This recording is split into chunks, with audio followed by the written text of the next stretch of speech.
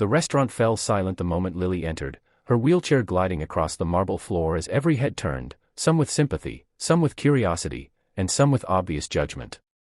But she didn't care about any of them. She cared only about one thing. Why had her classmates insisted she come to this blind date with a man who clearly never existed? She already suspected it was a joke, one of the cruel pranks they often pulled on her. She just didn't know that tonight, everything in her life was going to change. The setup.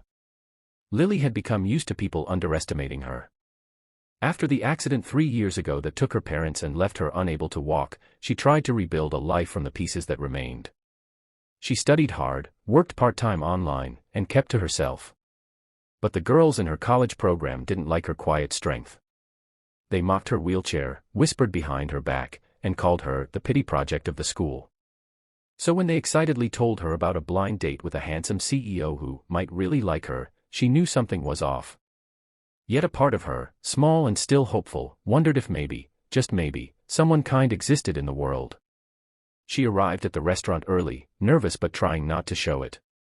Her hands trembled slightly as she fixed her hair, repeating to herself, "You are worthy. You deserve kindness." Then minutes passed. Then half an hour. Then almost an hour.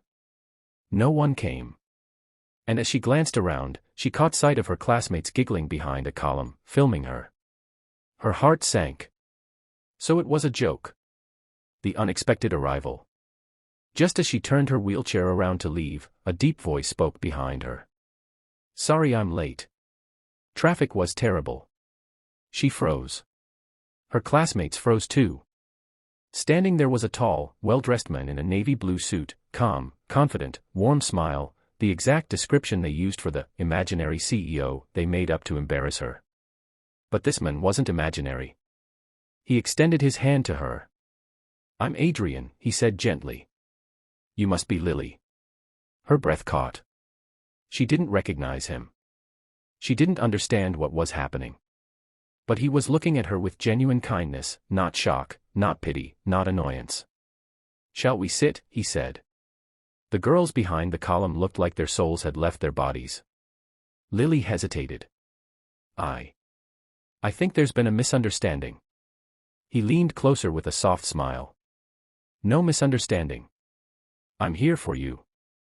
A dinner full of truths." As they sat at the table, Lily struggled to process everything. He didn't treat her differently. He didn't talk louder. He didn't stare at the wheelchair. He looked at her, her eyes, her expressions, her thoughts. He asked about her dreams, her studies, her art, her goals. He listened, really listened. At one point she couldn't help but ask, "You're not shocked?" Adrian raised an eyebrow. "Why would I be?" "Because," she gestured vaguely. "This." His expression softened. "Lily, you're a person before anything else." No one had said that to her so simply, so honestly, in years. The girls' plan backfires. The classmates, furious that their prank had failed, walked up to the table pretending to be surprised. "Oh Lily, we didn't think you'd actually come. Did he really show up? Isn't this awkward for you both?" They laughed nervously, preparing to humiliate her again. But Adrian stood. And the room suddenly felt colder. "Awkward," he said. "No. What's awkward is that you thought it was acceptable to treat your classmate like this." The girls stuttered, caught between shame and fear. Adrian continued, "Do you know who I am?" They shook their heads. "I own the company that sponsors your college's scholarship program. And Lily, from today forward, I want to personally sponsor you." The girls' jaws dropped. Lily nearly choked. Adrian placed a hand gently on her shoulder. "Not out of pity. Because I see potential in you that you don't even see yet." The girls fled the restaurant, humiliated instead of her. A second chance at life. After that night, Adrian became more than the man who saved her from a cruel prank. He became a mentor. A friend. A pillar of support she didn't know she needed. He introduced her to designers when he learned she loved art. He arranged therapy sessions and medical consultations, not asking for anything in return. He helped her believe in herself again. Slowly, her trust returned. Slowly, her heart healed. And slowly, something else grew between them, something soft, quiet, and powerful. Their greatest challenge. One day, Lily overheard a conversation between Adrian and his board members. They doubted her. They looked down on her. They mocked her involvement in his decisions. She's slowing you down. She's a charity case. She will ruin your image. Lily rolled away quietly, tears stinging her eyes. She decided she couldn't burden him anymore. That night she left a letter in his office. Thank you for changing my life. But I don't want to be the reason people question you. I'll grow on my own now. She disappeared. His actions left everyone in tears.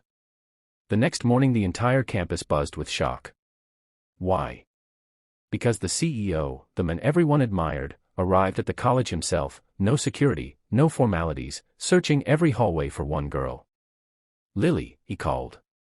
Where are you? Students watched, stunned. Some filmed. Some whispered. Some cried. When he finally found her near the garden, his voice broke. Why did you leave? You deserve someone whole, she whispered. He knelt beside her wheelchair, eyes bright with emotion. Then stay. Let's become whole together. Her tears spilled first. His followed. At that moment, everyone watching understood. His actions were not out of pity, or charity, or obligation. They were out of love. The message. The world tried to break Lily. Her peers tried to shame her. Life tried to limit her.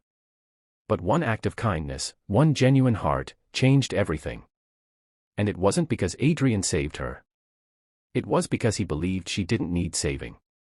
She only needed someone to finally see her for who she truly was.